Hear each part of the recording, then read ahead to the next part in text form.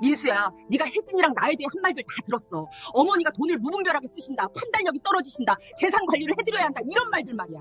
미숙의 목소리는 차분했지만 단호했어요. 미숙은 놀란 얼굴을 하고 있는 아들 부부와 사돈댁을 보며 단호하게 말했습니다. 그래서 결정했어. 앞으로는 경제적 지원을 일체하지 않겠다.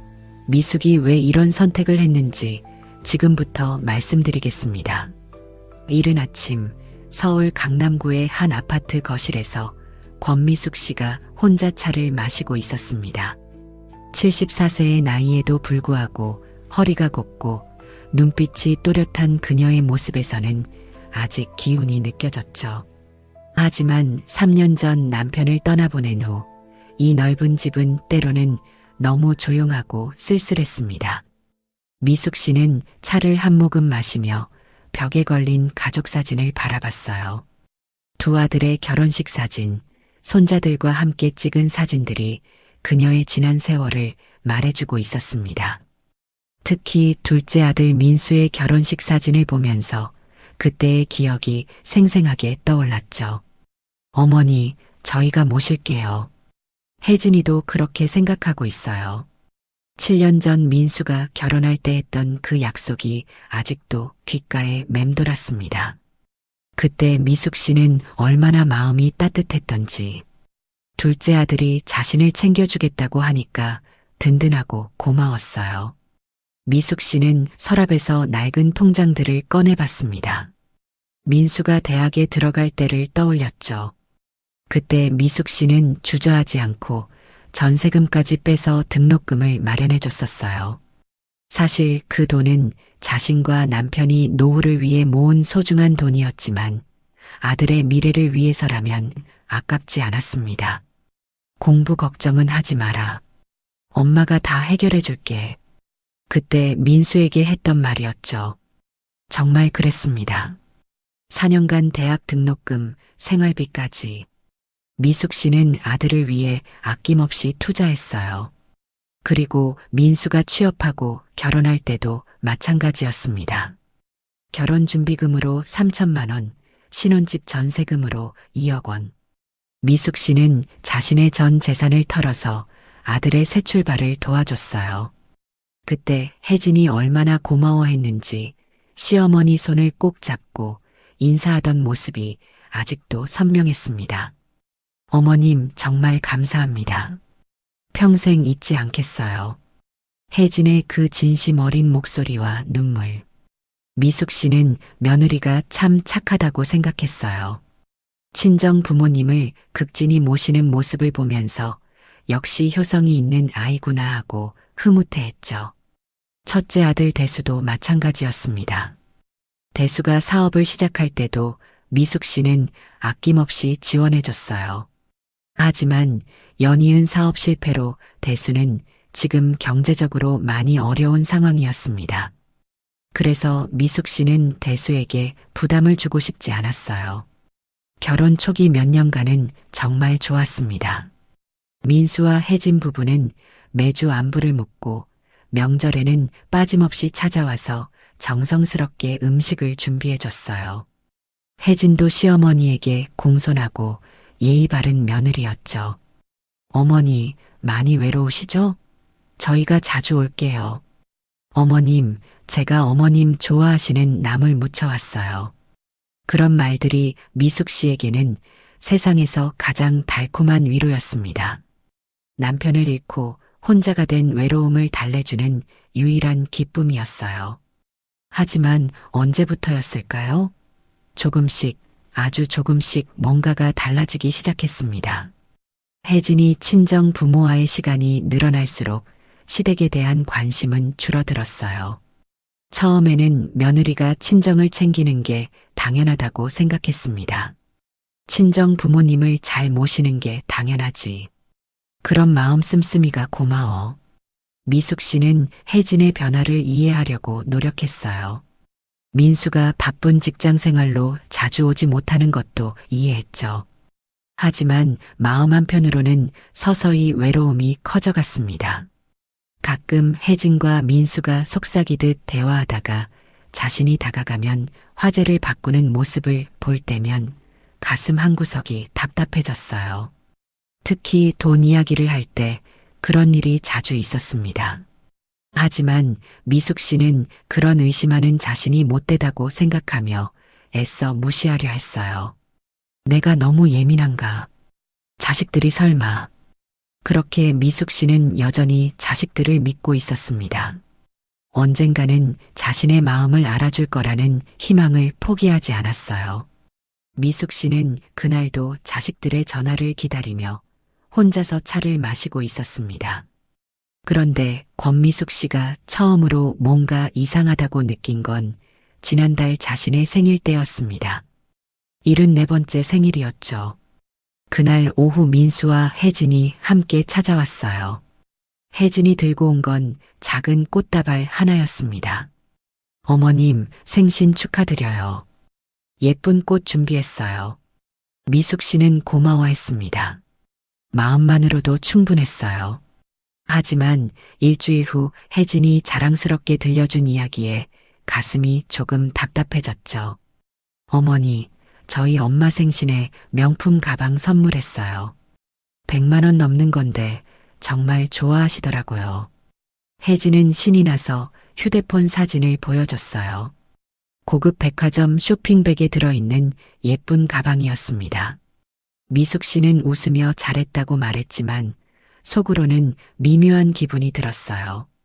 자신의 생일 선물은 5만 원짜리 꽃다발이었는데 어머나 정말 예쁘다. 사돈 어른께서 얼마나 좋아하셨을까. 물론 돈의 액수가 중요한 건 아니었습니다.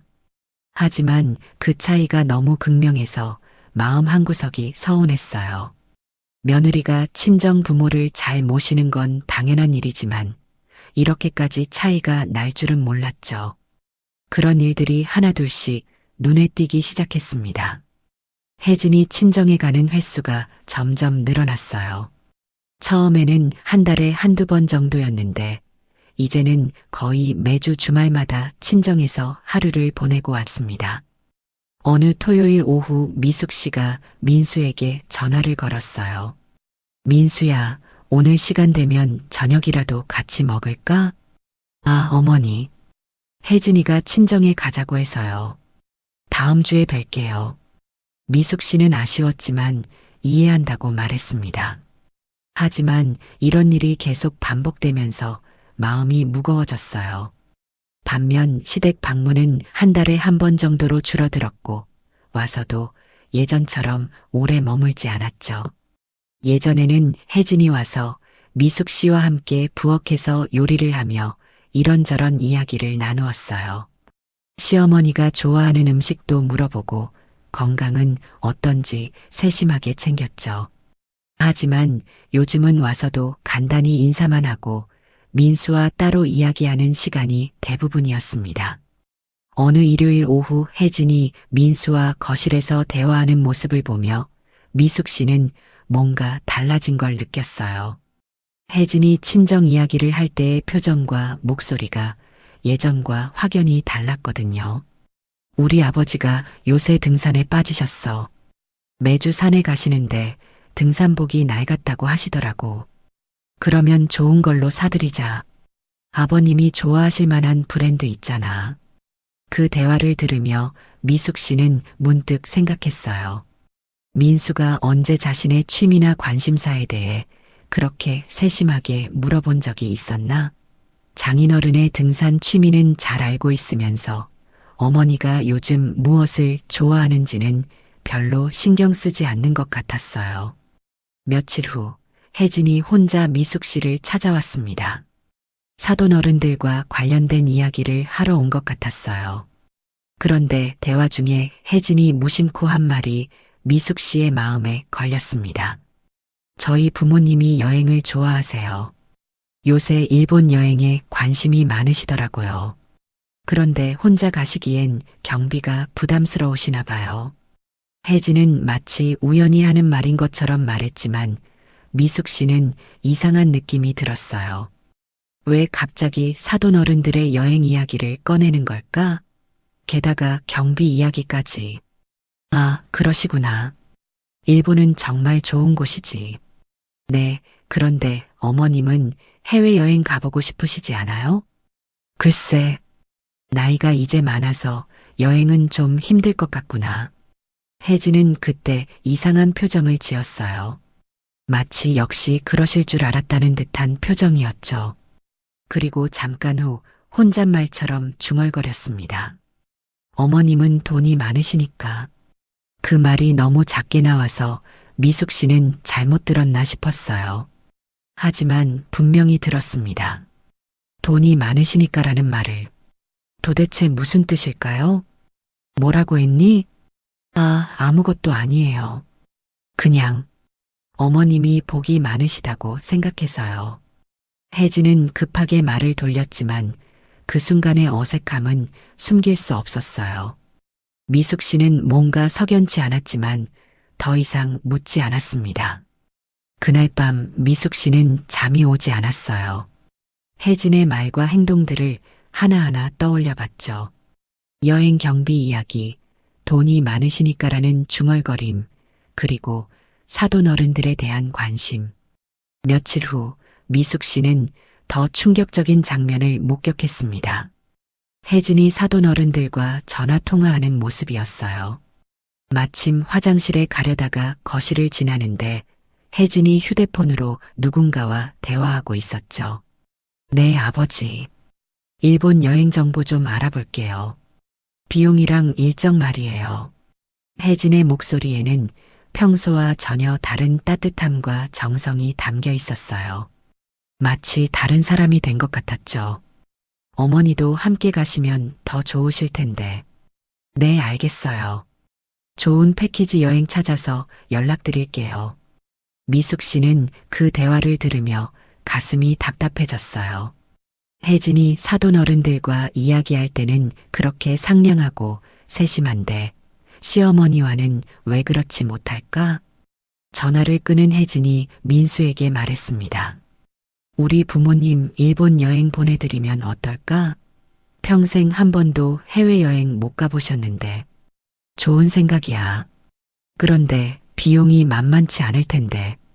그건 어머님께 상의해보면 되지 않을까? 어머님이 워낙 넉넉하시니까. 미숙 씨는 그 순간 모든 게 이해됐어요. 혜진이 갑자기 여행 이야기를 꺼낸 이유, 돈이 많으시니까라고 중얼거린 이유, 그리고 미리 여행 정보를 알아보고 있던 이유까지. 마음이 무너져 내리는 것 같았습니다. 자신은 여행을 가고 싶냐는 질문도 받지 못했는데 사돈 어른들의 여행 경비는 당연히 자신이 대야 한다고 생각하고 있었던 것이죠. 미숙 씨는 조용히 자신의 방으로 돌아갔어요. 마음속에서 의심의 씨앗이 자라기 시작했습니다. 정말 자신이 생각했던 것과 다른 일들이 벌어지고 있는 건 아닐까? 다음 날 미숙 씨는 냉정하게 생각해 보려 노력했어요. 혹시 자신이 너무 예민하게 받아들이는 건 아닐까?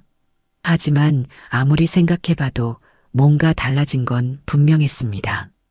혜진의 친정 방문은 매주, 시댁 방문은 한 달에 한 번.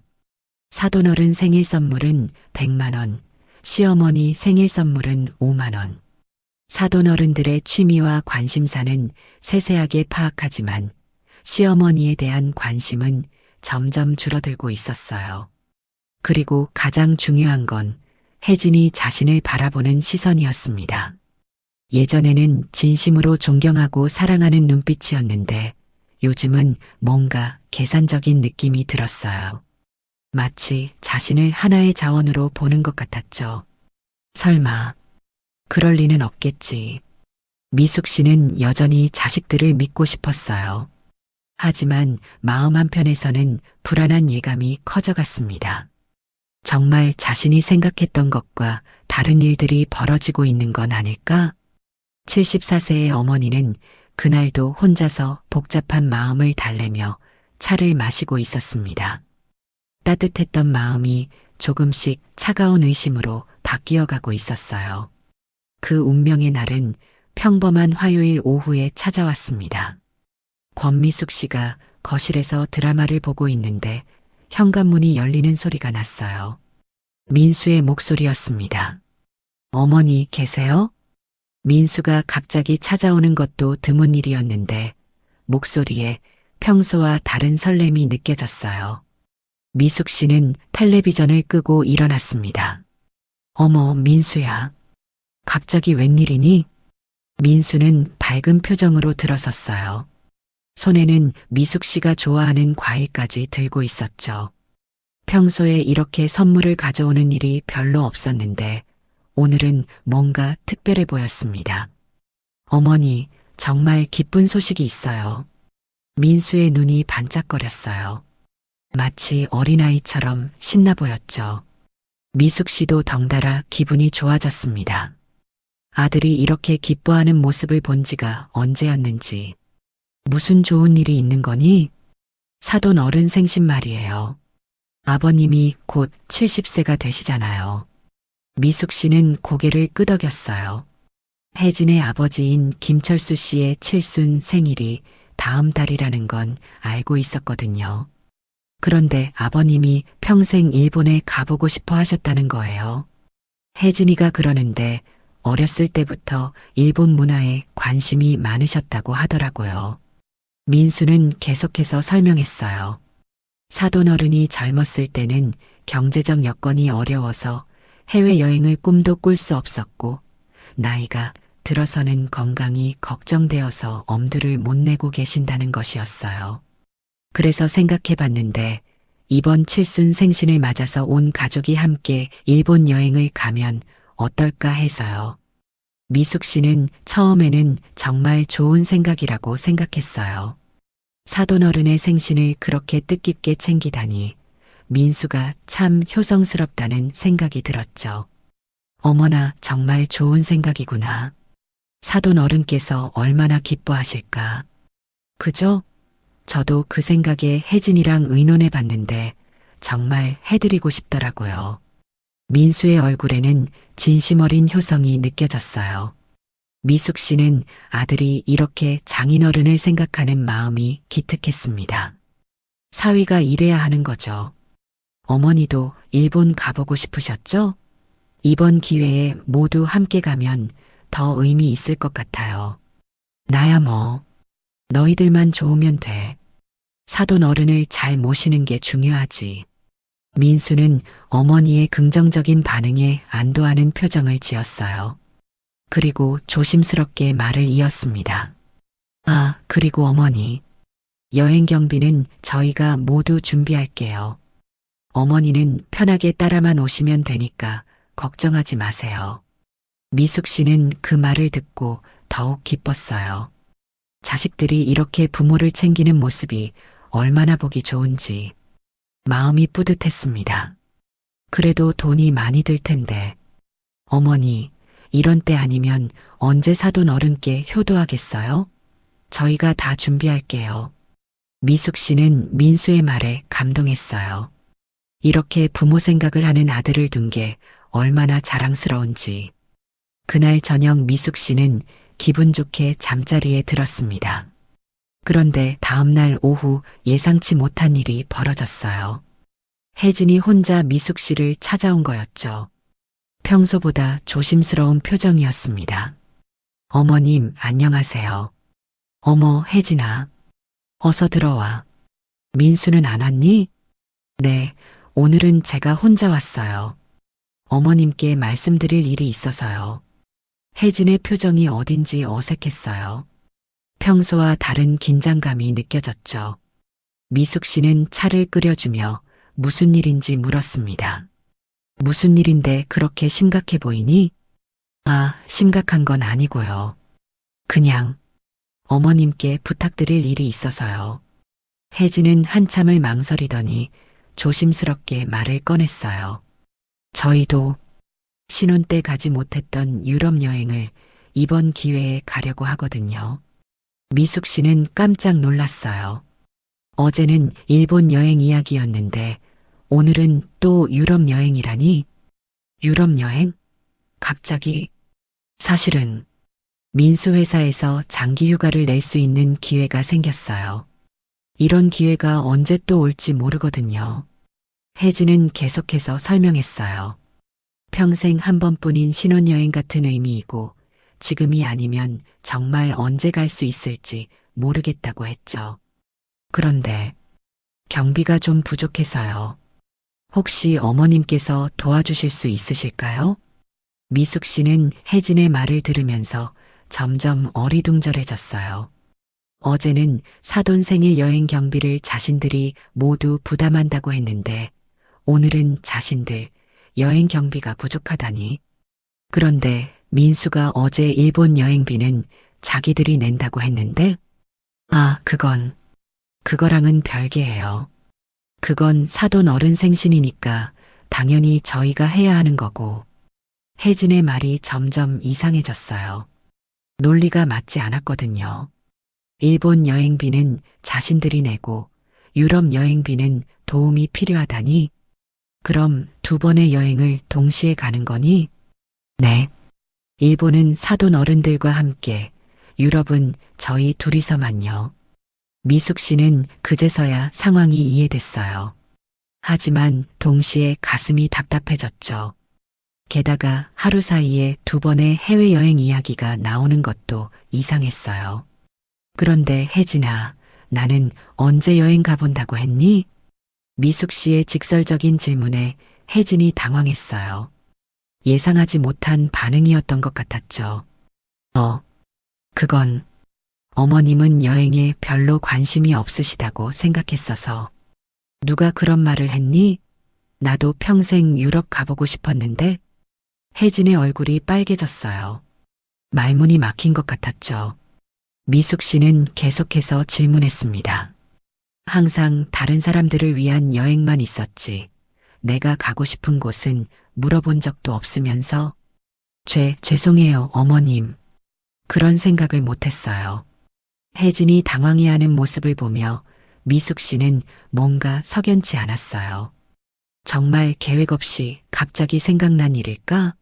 아니면 혹시 여행사에는 벌써 문의해봤니? 네. 그건 혜진이 더듬거렸어요. 미숙 씨는 예감이 좋지 않았습니다. 문의해봤구나? 네. 가격이랑 일정만 좀 알아봤어요. 역시였어요. 미리 준비된 일이었던 거죠. 미숙 씨는 모든 게 계획된 일이었다는 걸 깨달았습니다. 언제부터 준비했니? 얼마 안 됐어요. 정말 최근에. 최근이 언제니? 일주일 전? 한 달 전? 혜진이 말을 못하고 있었어요. 미숙 씨는 점점 실망감이 커졌습니다. 자신이 얼마나 순진했는지 깨닫게 됐거든요. 그럼 처음부터 내가 경비를 대는 걸로 생각하고 있었구나. 그런 게 아니라 어머님이 워낙 넉넉하시니까. 또 그 말이네. 내가 돈이 많으니까? 미숙 씨의 목소리에 서운함이 묻어났어요. 혜진은 자신이 실수했다는 걸 깨달았지만 이미 늦었죠. 어머님, 정말 죄송해요. 제가 생각이 짧았어요. 혜진아, 나한테 솔직하게 말해보렴. 언제부터 이 계획을 세웠니? 혜진은 한참을 고민하더니 작은 목소리로 대답했어요. 사실 한 달 전쯤부터요. 미숙 씨는 깊은 한숨을 쉬었어요. 한 달 전부터 계획을 세웠다면 모든 게 치밀하게 준비된 일이었던 거죠. 그럼 나한테는 언제 말할 생각이었니? 이번 주 안에는 말씀드리려고 했어요. 생각해보겠다. 미숙 씨는 더 이상 말하고 싶지 않았어요. 혜진은 미안하다는 말을 연신 반복하며 집을 나갔습니다. 그날 밤 미숙 씨는 잠을 이룰 수 없었어요. 마음속에는 이미 의문이 확신으로 바뀌어 있었습니다. 정말로 우연의 일치가 아니었던 거죠. 처음부터 자신이 모든 경비를 대는 걸로 계획된 일이었던 것입니다. 그날 밤 처음으로 자식들에 대한 깊은 실망감을 느꼈습니다. 일주일 후 민수가 권미숙 씨에게 제안했습니다. 일본 여행에 대해 구체적으로 상의하기 위해 양가 부모님들이 모두 만나자는 것이었어요.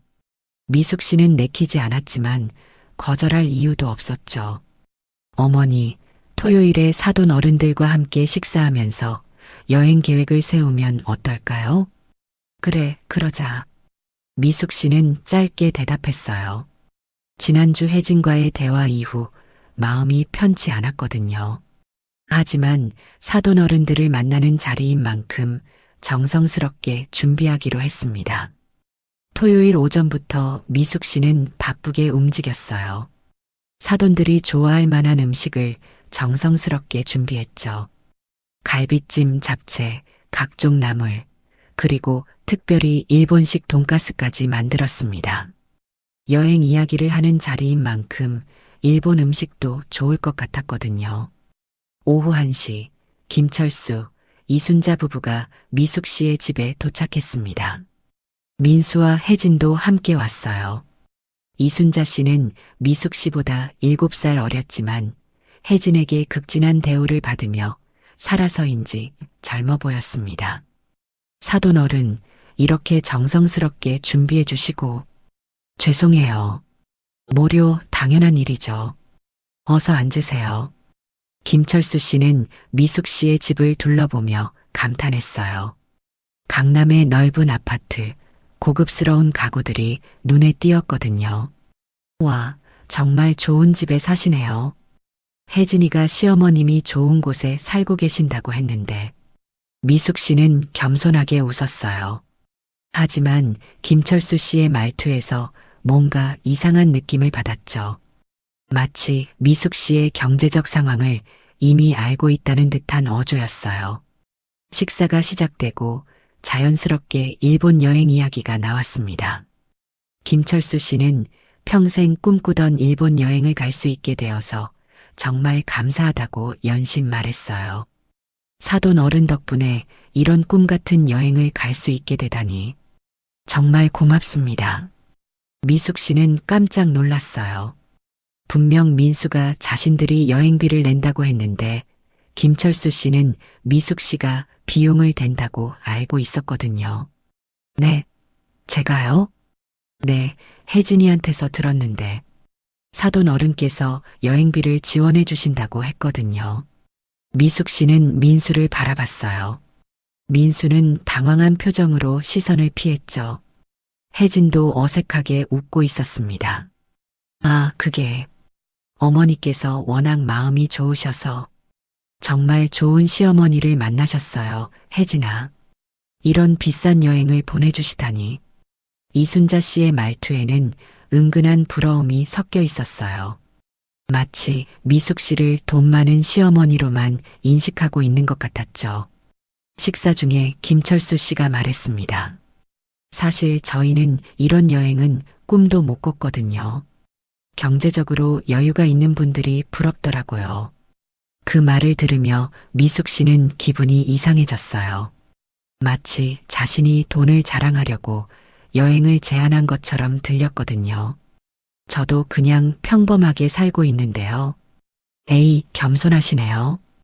혜진이가 그러는데 시어머님이 정말 넉넉하시다고 하던데. 미숙 씨는 혜진을 쳐다봤어요. 혜진이 자신의 경제적 상황을 사돈들에게 자세히 알려준 것 같았죠. 잠시 후 미숙 씨는 화장실에 가려고 자리를 떴어요. 그런데 화장실에서 나오는 길에 거실에서 들려오는 대화 소리가 귀에 들렸습니다. 민수야, 시어머님이 정말 돈이 많으시구나. 이런 집에서 혼자 살고 계시고. 네, 아버님. 저희 아버지가 남겨주신 유산도 있고 전세금도 상당해서 여유로우신 편이에요. 미숙 씨는 그 자리에서 얼어붙었어요. 민수가 사돈들에게 자신의 재산 상황을 상세히 설명하고 있었거든요. 어머나, 그럼 정말 부자시네요. 우리는 혜진이가 그런 좋은 집안으로 시집갔다는 걸 이제야 실감하네. 엄마, 그런 말씀하시면 안 돼요. 뭐가 안 돼? 사실이잖아. 우리는 시어머니가 이렇게 있어서 정말 좋다. 미숙 씨는 그 순간 모든 것이 명확해졌어요. 자신이 사돈들에게는 그저 돈 많은 시어머니일 뿐이었던 거죠. 진심으로 가족을 대하는 게 아니라 경제적 이익을 위해 접근하고 있었던 것입니다. 혜진아, 너도 참 복 많다. 시어머니가 이렇게 넉넉하시니까. 미숙 씨는 더 이상 들을 수 없어서 조용히 화장실로 다시 들어갔어요. 마음이 무너져 내리는 것 같았습니다.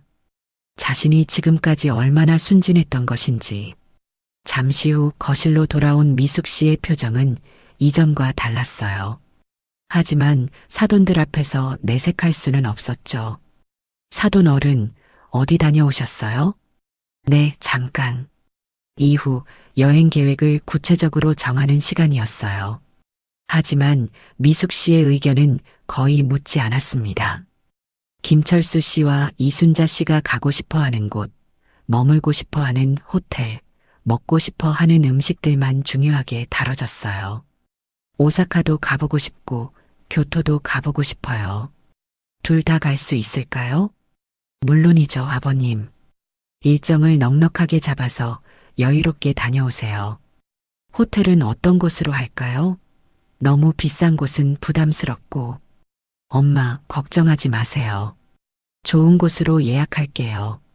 미숙 씨는 마치 여행비를 대는 스폰서 역할만 하고 있는 것 같았어요. 자신이 가고 싶은 곳이나 하고 싶은 일에 대해서는 아무도 묻지 않았죠. 저녁이 되어 사돈들이 집으로 돌아갔어요. 민수와 혜진도 함께 나가면서 말했습니다. 어머니, 오늘 정말 수고하셨어요. 사돈 어른들도 정말 좋아하셨어요. 어머님, 감사해요. 정말 맛있었어요. 미숙 씨는 힘없이 웃으며 인사했어요. 하지만 마음속으로는 깊은 실망감이 자리 잡고 있었죠. 모두가 떠난 후 미숙 씨는 거실에 혼자 앉아 있었어요. 식탁 위에는 아직 정리되지 않은 그릇들이 남아 있었죠. 하루 종일 정성스럽게 준비한 음식들이었지만 이제는 쓸쓸해 보였습니다. 미숙 씨는 오늘 있었던 일들을 차근차근 되짚어 봤어요. 사돈들이 자신을 바라보는 시선, 민수가 자신의 재산을 자랑하는 모습, 그리고 아무도 자신의 의견을 묻지 않았던 여행 계획. 가장 충격적이었던 건 이순자 씨의 말이었어요. 우리는 시어머니가 이렇게 있어서 정말 좋다는 그 말에서 자신이 어떤 존재인지 명확하게 깨달았거든요. 내가 그냥 ATM 기계였구나. 미숙 씨는 혼자 중얼거렸어요. 평생을 자식들을 위해 헌신하며 살아온 자신이 그들에게는 그저 돈을 대주는 기계에 불과했던 것이죠. 그때 휴대폰이 울렸어요. 민수에게서 온 문자 메시지였습니다. 어머니, 오늘 정말 고생하셨어요. 여행 예약금 내야 하는데 얼마나 드릴까요? 그리고 대수 형한테도 말씀해 주세요. 어머니 재산 관리 때문에 상의할 일이 있다고요. 미숙 씨는 그 메시지를 보고 손이 떨렸어요. 여행 예약금뿐만 아니라 자신의 재산 관리까지 논의하려 한다니. 이제 정말 모든 게 명확해졌습니다. 자식들이 자신에게 관심을 보이는 이유, 사돈들이 자신을 대하는 태도, 그리고 갑작스러운 여행 제안까지. 모든 것이 자신의 돈 때문이었던 거죠. 미숙 씨는 메시지를 읽고 답장하지 않았어요. 대신 휴대폰을 옆에 두고 깊은 생각에 잠겼습니다. 외로운 밤이었어요. 남편이 살아있을 때는 이런 일들에 대해 상의할 수 있었는데, 이제는 혼자 모든 걸 감당해야 했죠. 하지만 이제는 확실히 알았습니다. 자신이 어떤 대우를 받고 있는지, 그리고 자식들의 진짜 속마음이 무엇인지. 74세의 어머니는 그날 밤 처음으로 자식들에 대한 깊은 분노를 느꼈습니다. 평생을 헌신하며 살아온 자신이 이런 대우를 받아야 하는지 가슴이 터질 것 같았어요. 미숙 씨는 창문 밖을 바라보며 생각했어요. 이제 어떻게 해야 할까? 계속 이렇게 이용당하며 살아야 할까? 아니면 그날 밤 미숙 씨는 중요한 결심을 하나 하기 시작했습니다. 더 이상은 호구로 살지 않겠다는 결심을요. 사돈들과의 식사 자리가 있은 지 사흘이 지났습니다. 권미숙 씨는 그날 이후 마음이 편치 않았어요. 민수에게서 온 재산관리 상해 문자 메시지에도 아직 답장하지 않은 상태였죠. 화요일 오후 미숙 씨는 냉장고에서 김치통을 꺼내봤어요. 며칠 전에 담근 김치가 이제 막 익어가고 있었습니다. 시원하고 아삭한 배추김치였죠. 문득 민수가 이 김치를 좋아했던 기억이 떠올랐어요. 민수가 이 김치 좋아하는데 가져다 줄까? 평소 같았으면 김치가 잘 익으면 바로 민수 집에 가져다 줬을 텐데 요즘은 그럴 기분이 아니었어요. 하지만 어머니의 마음이란 게 그런 거였죠. 아무리 서운해도 자식 생각은 또 나는 거였습니다. 미숙 씨는 김치통에 김치를 정성스럽게 담았어요. 민수가 좋아하는 깍두기도 함께 넣었죠. 평생 자식들 먹을 것 챙기며 살아온 습관이었습니다. 오후 3시쯤 미숙 씨는 김치통을 들고 민수 집으로 향했어요. 민수 부부 집은 미숙 씨가 사는 아파트에서 차로 20분 거리에 있었습니다. 신혼 때 전세금을 도와줘서 구한 집이었죠. 민수 집 아파트에 도착해서 엘리베이터를 타고 올라갔어요. 15층에 있는 민수네 집 앞에 선의 안에서 소리가 들렸습니다. 민수와 혜진이 대화하는 목소리였어요. 미숙 씨는 초인종을 누르려다가 잠깐 멈췄어요. 혹시 바쁜 일이 있나 싶어서 살짝 들어보려 했거든요. 그런데 들려오는 대화 내용이 심상치 않았습니다. 여행비 얘기 어머님께 아직 못했어? 응. 어머니가 요즘 좀 기분이 안 좋으신 것 같아서. 미숙 씨는 현관문 앞에 서서 귀를 기울였어요. 자신에 대한 이야기를 하고 있었거든요. 그래도 빨리 말씀드려야지. 예약금 내야 한다며? 그건 맞는데 좀 더 신중하게 접근해야 할 것 같아. 그때 혜진이 한 말이 미숙 씨의 가슴을 얼어붙게 만들었습니다. 솔직히 말해서 어머님이 돈을 이렇게 무분별하게 쓰시는 것보다는 우리가 관리해드리는 게 나을 것 같은데? 미숙 씨는 그 자리에서 숨이 막혔어요. 무분별하게 쓴다니. 자신이 언제 돈을 함부로 썼다는 걸까요? 그건 좀 어머니가 기분 나빠하실 것 같은데. 기분 나빠해도 현실이잖아. 어머님 나이가 이제 많으시니까 판단력도 예전 같지 않고. 미숙 씨는 현관문에 기대고 서 있었어요. 다리에 힘이 빠져서 서 있기도 힘들었죠. 자신의 판단력이 떨어진다고 생각하고 있었다니. 그래도 너무 성급하게 하면 안 될 것 같아. 어머니가 워낙 예민하시니까. 예민한 게 아니라 현실을 모르시는 거야. 사돈 어른들처럼 우리도 더 챙겨달라고 요구해도 되는 거 아니야? 혜진의 목소리에는 불만이 가득했어요. 마치 자신들이 부당한 대우를 받고 있다는 듯한 어조였죠. 사돈 어른들 여행은 선뜻 보내주시면서 우리 여행비는 왜 그렇게 망설이셨는지 모르겠어. 그건 어머니 입장에서는. 무슨 입장이야? 어차피 나중에는 다 우리 거 될 건데 미리미리 잘 해드리면 되는 거 아니야? 미숙 씨는 그 순간 모든 것이 무너져 내리는 것을 느꼈어요. 어차피 나중에는 다 우리 거라는 말이 귓가에서 맴돌았습니다. 혜진의 말은 계속되었어요. 어머님이 혼자 살면서 외로우시니까 이런 식으로라도 관심을 받으시는 게 좋은 거 아니야? 돈으로 가족의 관심을 사시는 셈이지. 미숙 씨는 그 말을 듣고 가슴이 찢어지는 것 같았어요. 자신의 외로움과 관심에 대한 갈망까지도 그들에게는 이용당할 거리였던 거죠. 그렇게 말하면 너무 심한 것 같은데. 심해?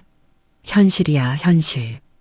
어머님이 우리에게 베풀어 주시는 게 진짜 사랑 때문인지 아니면 자신을 돌봐달라는 의미인지 생각해봐. 미숙 씨는 눈물이 차올랐어요.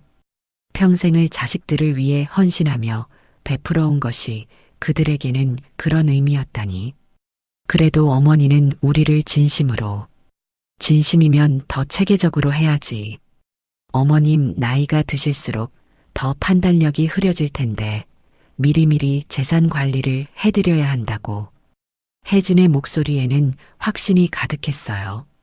마치 모든 것을 계획하고 있다는 듯한 어조였죠. 생각해봐. 어머님이 지금처럼 혼자 살면서 돈 관리하시는 것보다 우리가 옆에서 도와드리는 게 훨씬 안전하잖아. 그건 맞지만 맞기만 한 게 아니라 당연한 거야. 우리가 어머님을 모셔야 하는 입장이니까 당연히 재산 관리도 우리 몫이지. 미숙 씨는 더 이상 듣기가 힘들었어요. 하지만 발이 떨어지지 않았습니다. 자식들의 진짜 속마음을 알고 싶었거든요. 그래도 조심스럽게 접근해야 할 것 같아. 어머니가 의심하시면. 의심?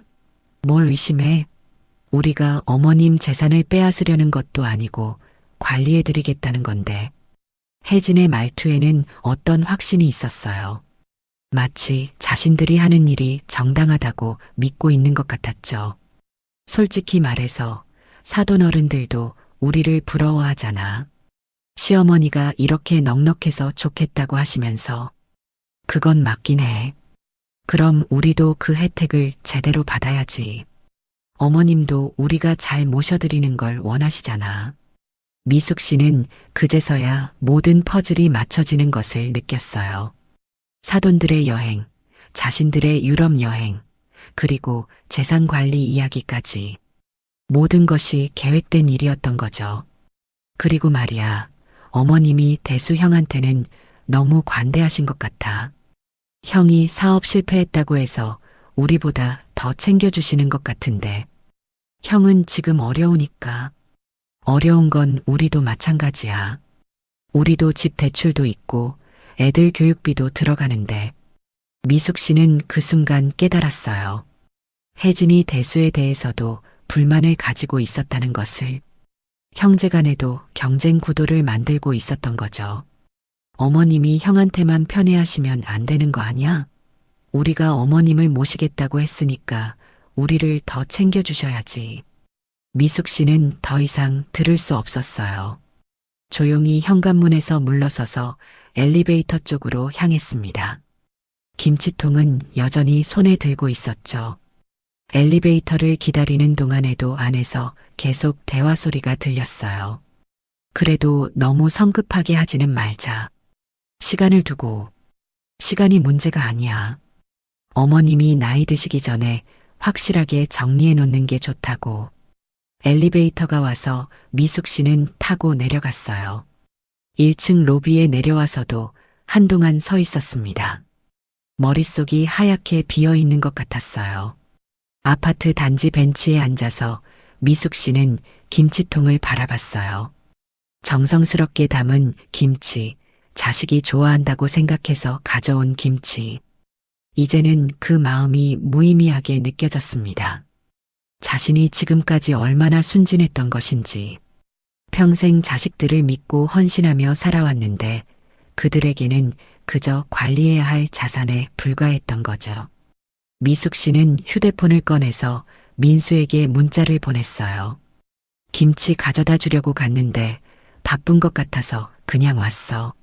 나중에 시간 될 때 가져다 줄게.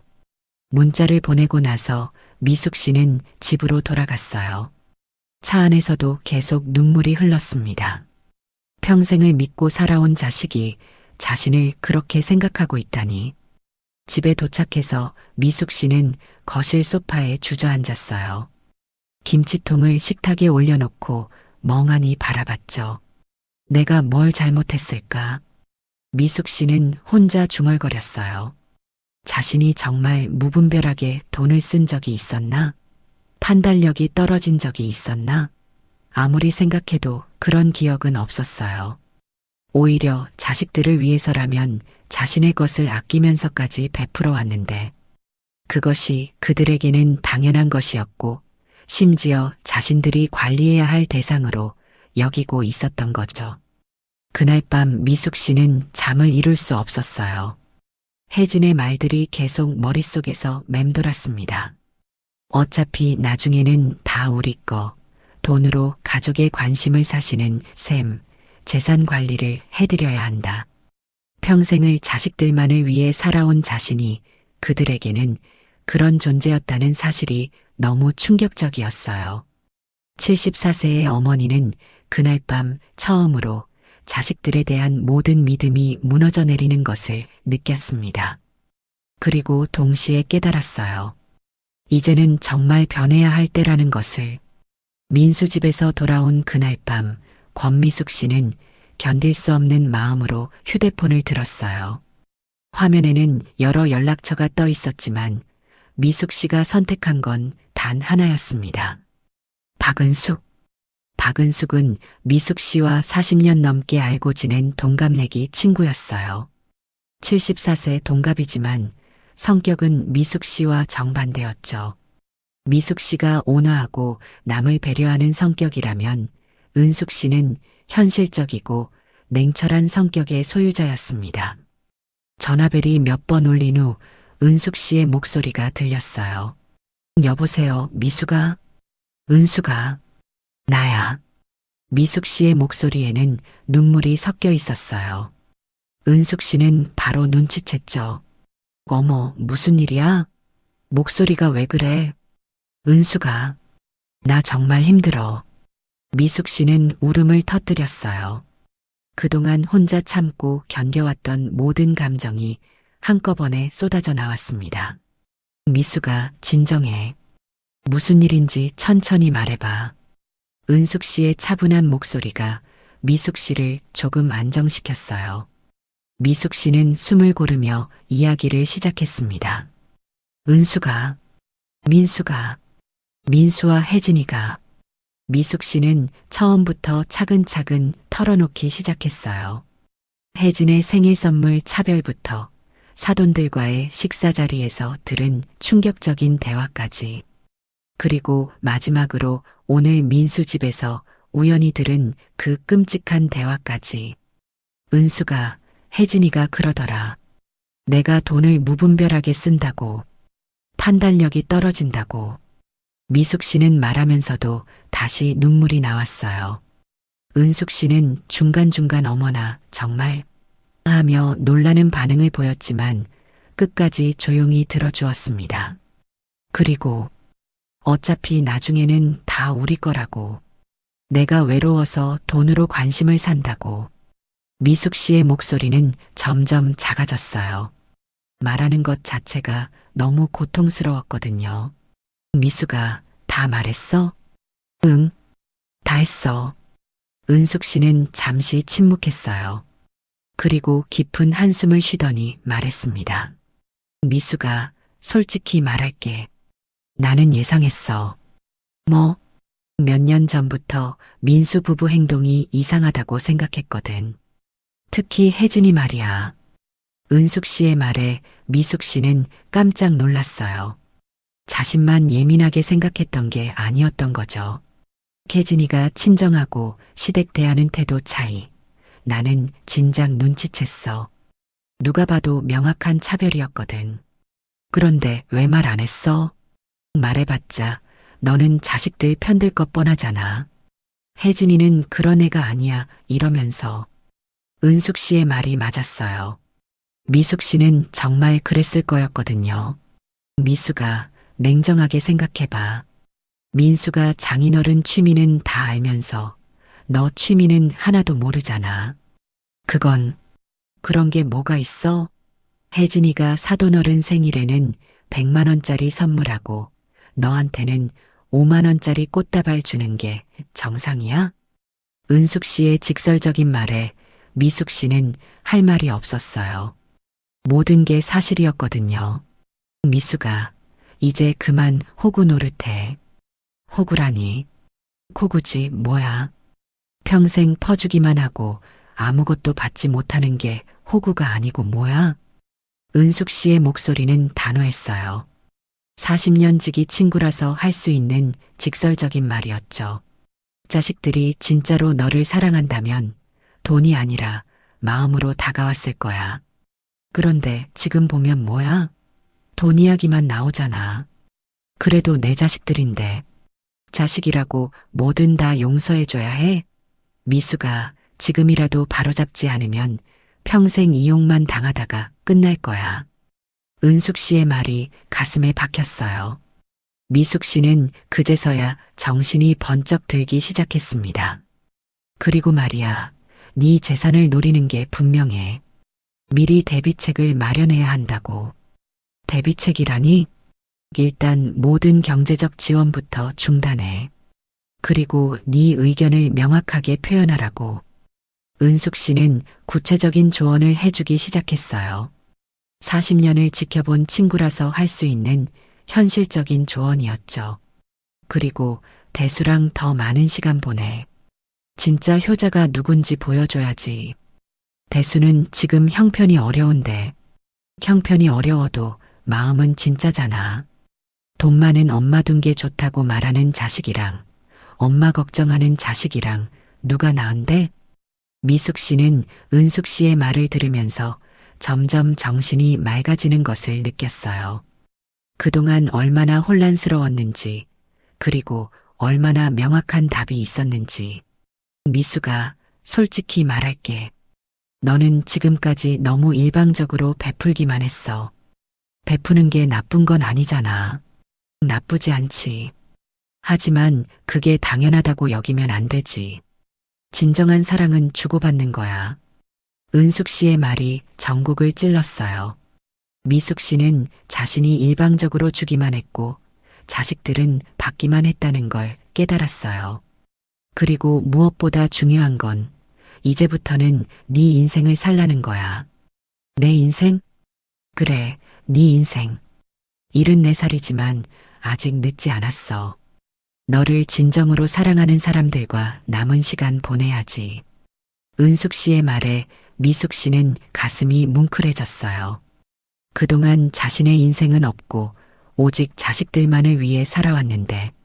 미숙아, 너 요새 뭐 하고 싶은 거 있어? 하고 싶은 거? 그래, 여행이든 취미든 뭐든. 자식들 말고 네가 하고 싶은 거. 미숙 씨는 잠시 생각해 봤어요. 정말 오랫동안 자신이 무엇을 원하는지 생각해 본 적이 없었거든요.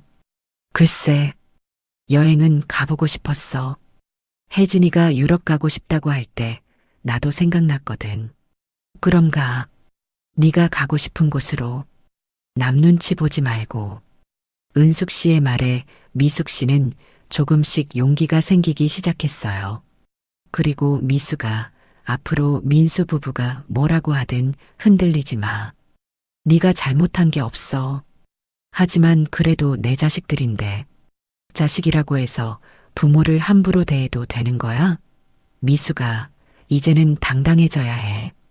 은숙 씨의 목소리에는 확신이 가득했어요. 친구를 위한 진심 어린 조언이었죠. 그리고 재산 문제도 신경 써.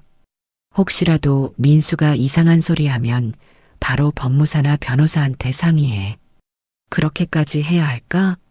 해야지. 자식이라고 맹신하면 안 돼. 이미 네 재산을 관리하겠다고 말하고 있잖아. 미숙 씨는 은숙 씨와 2시간 넘게 통화했어요. 처음에는 울면서 시작했지만 통화가 끝날 무렵에는 마음이 많이 정리되어 있었죠. 미숙아, 마지막으로 한 가지만 더. 네가 지금까지 자식들한테 해준 것들 후회하지 마. 그건 진짜 사랑이었으니까. 고마워, 은숙아. 정말 고마워. 뭘? 40년 지기가 이런 것도 못 해주고 뭐해. 앞으로 힘들면 언제든 전화해. 전화를 끊고 나서 미숙 씨는 거실에 가만히 앉아 있었어요. 은숙 씨의 말들이 머릿속에서 정리되고 있었죠. 이제 그만 호구 노릇해. 네 인생을 살라. 당당해져야 해. 미숙 씨는 처음으로 자신의 인생에 대해 진지하게 생각해 봤어요. 정말 자신을 위한 시간이 얼마나 있었을까? 어린 시절에는 부모를 위해, 결혼 후에는 남편을 위해, 자식들이 태어난 후에는 자식들만을 위해. 정말 권미숙이라는 개인을 위한 시간은 없었던 것 같았어요. 이제라도 늦지 않았겠지? 미숙 씨는 혼자 중얼거렸어요. 74세, 분명 늦은 나이는 아니었죠. 요즘 세상에는 80대에도 새로운 일을 시작하는 사람들이 많았거든요. 그날 밤 미숙 씨는 오랜만에 편안한 잠을 잤어요. 마음속 깊이 맺혀있던 응어리가 풀어지는 것 같았고, 이제 무엇을 해야 할지 명확해졌거든요. 꿈속에서 미숙 씨는 젊은 시절의 자신을 만났어요. 꿈속의 젊은 미숙은 물었습니다. 지금까지 행복했어요? 미숙 씨는 꿈속에서 대답했어요. 자식들이 행복해서 나도 행복했다고 생각했는데, 이제는 내 행복도 찾을 거야. 아침에 눈을 뜬 미숙 씨의 표정은 어제와 달랐어요. 늦지 않았다는 것, 이제부터는 자신을 진정으로 사랑하는 사람들과 남은 인생을 보내겠다는 결심이 서 있었거든요. 권미숙은 그날 아침 새로운 사람으로 다시 태어났습니다. 온화한 어머니에서 당당한 여성으로 변화하는 순간이었어요. 박은숙과의 통화 후 3일이 지났습니다. 권미숙 씨는 그 3일 동안 많은 것을 준비했어요. 마음의 준비, 그리고 실질적인 준비까지. 이제는 정말 행동에 옮길 때였습니다. 목요일 오후 민수가 전화를 걸어왔어요. 목소리에는 평소와 다른 조급함이 느껴졌죠. 어머니, 안녕하세요. 바쁘세요? 아니, 안 바빠. 무슨 일이야? 일본 여행 예약금 내야 해서요. 여행사에서 이번 주 안에 내라고 하거든요. 역시 돈 이야기였어요. 미숙 씨는 이미 예상하고 있었죠. 그래, 예약금이 얼마나 되는데? 4명 기준으로 200만 원 정도 돼요. 그리고 혜진이 유럽 여행도. 민수야, 오늘 시간 되니? 얘기할 일이 있어서. 미숙 씨가 말을 자른 것에 민수는 조금 당황했어요. 네. 아, 네. 시간 돼요. 혜진이랑 같이 갈까요? 그래, 같이 와. 사돈 어른들도 함께 오면 좋겠다. 사돈 어른들도요? 무슨? 여행 관련해서 중요한 얘기가 있어서. 오늘 저녁 7시에 우리 집으로 와. 미숙 씨의 목소리는 평소와 달랐어요. 단호하고 확신에 차 있었죠. 민수는 뭔가 이상함을 느꼈지만 거절할 수 없었어요. 알겠습니다, 어머니. 그럼 저녁에 뵙겠습니다. 전화를 끊고 미숙 씨는 깊은 숨을 쉬었어요. 이제 시작이었습니다. 처음으로 자신을 위해 당당하게 맞서는 순간이었죠. 오후 시간을 이용해 미숙 씨는 마지막 준비를 했어요. 그동안 민수에게 지원해준 모든 내역을 정리한 노트를 꺼내봤습니다. 대학 등록금부터 결혼자금, 신혼집 전세금까지 총 3억 2천만 원이 적혀 있었어요. 저녁 7시 정각 현관 초인종이 울렸습니다. 민수와 혜진 그리고 김철수, 이순자 부부가 함께 왔어요. 모두 약간 긴장한 표정이었죠. 어서 들어와요. 모두들 수고했어요. 미숙 씨는 평소와 다름없이 웃으며 맞이했어요. 하지만 그 웃음 뒤에는 강한 의지가 숨어 있었죠. 거실에 모두 앉아 민수가 조심스럽게 말을 꺼냈어요. 어머니, 무슨 중요한 얘기가 있으시다고. 응, 있어. 아주 중요한 얘기지. 미숙 씨는 차분하게 말했어요. 그리고 모든 사람을 한 명씩 바라보며 입을 열었습니다. 먼저 말할 것은 일본 여행과 유럽 여행, 두 여행 모두 나는 참여하지 않겠다는 거야. 갑작스러운 선언에 모두가 당황했어요. 민수가 급하게 말했습니다. 어머니, 갑자기 왜 그러세요? 사돈어른 생신인데. 민수야, 끝까지 들어봐. 그리고 유럽 여행 경비 지원도 불가능해. 어머님, 무슨 일이 있으신 건가요? 왜 갑자기? 갑자기가 아니야, 혜진아. 나는 모든 걸 다 알고 있어. 미숙 씨의 목소리에는 확신이 가득했어요. 혜진과 민수의 얼굴이 파래졌죠. 내가 뭘 알고 있는지 궁금하지? 차근차근 말해줄게. 미숙 씨는 그동안 정리해둔 모든 것들을 조목조목 말하기 시작했습니다. 첫째, 사돈 어른들이 나를 돈 많은 시어머니로만 생각하고 있다는 것. 그런 게 아닙니다. 사돈 어른. 김철수 씨, 지난번에 제가 이렇게 있어서 정말 좋다고 말씀하셨죠? 김철수 씨는 할 말이 없었어요. 정확히 한 말이었거든요. 둘째, 민수가 내 재산 상황을 사돈들에게 자세히 설명했다는 것. 어머니, 그건 남편 유산이 얼마고 전세금이 얼마라고 자랑스럽게 말했잖아. 민수야. 민수는 어떻게 어머니가 그 대화를 알았는지 당황했어요. 셋째, 혜진이가 한 달 전부터 여행을 계획하고 있었다는 것. 어머님, 여행사에 미리 문의하고 내가 경비를 댈 거라고 생각하고 준비했잖아. 혜진의 얼굴이 새파래졌어요. 모든 것이 들통났다는 걸 깨달았거든요.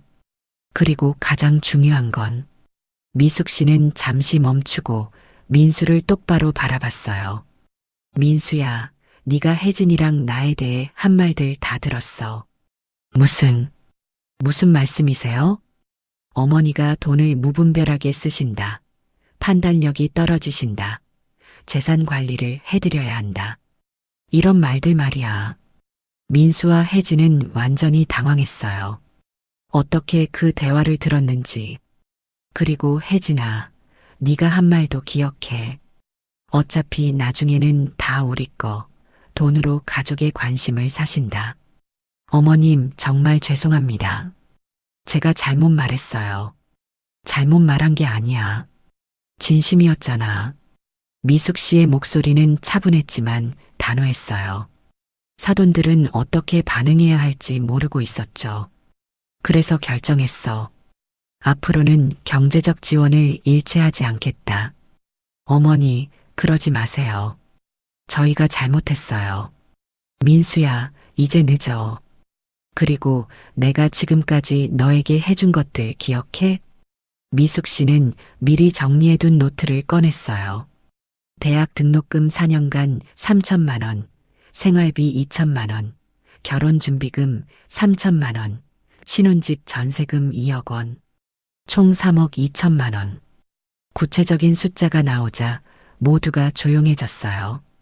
이 돈들은 모두 조건 없이 준 것들이야. 그런데 그 은혜는 있고 더 많은 것만 바라는구나. 어머니, 정말 죄송합니다. 저희가 잘못 생각했어요. 죄송하다고 해서 해결될 문제가 아니야. 이미 너희들의 진심을 봤거든. 혜진이 급하게 변명하려 했어요. 어머님, 저희가 정말 어머님을 위해서 한 말이었어요. 어머님 혼자 계시니까. 혜진아, 그만해. 내가 바보같이 보여? 미숙 씨의 날카로운 말에 혜진은 입을 다물었어요. 그리고 사돈 어른들께도 말씀드릴게요. 저를 돈 많은 시어머니로만 보지 마세요. 사돈 어른, 저희가 그런 뜻이 아니라 행동으로 보여주셨잖아요. 혜진이 엄마 생일에는 100만 원짜리 선물, 제 생일에는 5만 원짜리 꽃다발. 이순자 씨는 할 말이 없었어요. 모든 게 사실이었거든요. 앞으로는 진심으로 관심을 가져주시든지 아니면 서로 적당한 거리를 두든지 하세요. 사돈 어른, 저희가 정말 잘못했습니다. 김철수 씨, 잘못했다고 하지 마시고 앞으로 행동으로 보여주세요. 미숙 씨는 마지막으로 가장 중요한 말을 했습니다. 그리고 내가 마지막으로 하고 싶은 말은 이거야.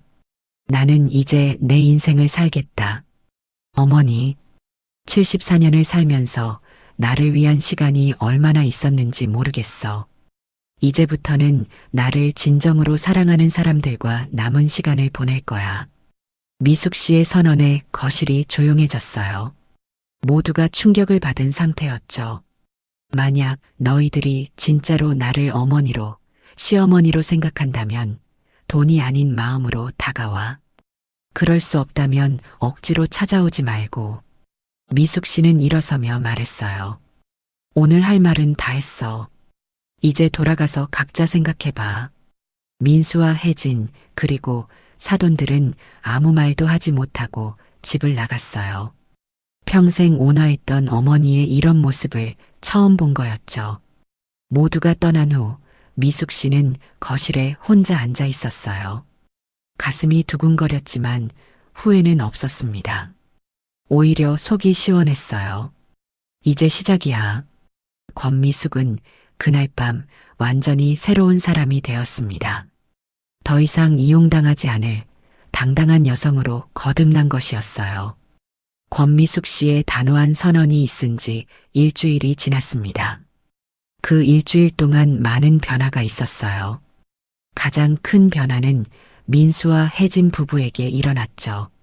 화요일 오후 민수에게서 전화가 왔어요. 목소리에는 절망감이 가득했습니다. 어머니, 일본 여행 취소했습니다. 그래, 왜?